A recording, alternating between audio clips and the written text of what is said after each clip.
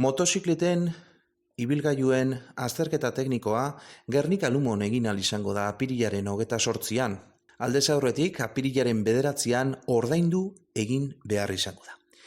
Ibilgailuen azterketa teknikoa egiteko unitate mugikor batek 3 urtetik gorako ziklomotorrei azterketak egingo dizkie Gernika Lumon. Kontrol hori apirilaren 28an burutuko da.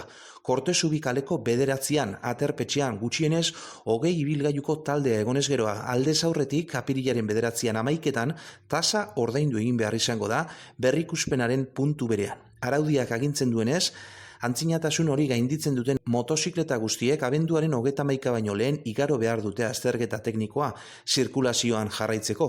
Eusko Jaurlaritzak bere garaian IAT mugikorrak bultzatzaren aldeko apustu egin zuen. Izan ere, ziklomotorrek batzuetan bidelasterreko zirkulazioa murrizten dute eta herrira bertara joatea mugatuta dute. Motozikleten parte lokala 583 unitatekoa da. Berrikuspen horrek 28,75 euroko kostua du, kutsadura akustikoaren mailak kontrolatzean oinarritzen da. Hala ere, ziklomotorren segurtasun eta seinaleztapen elementuetan eta abiadura mugatzailean arazoak ere detektatuko dira.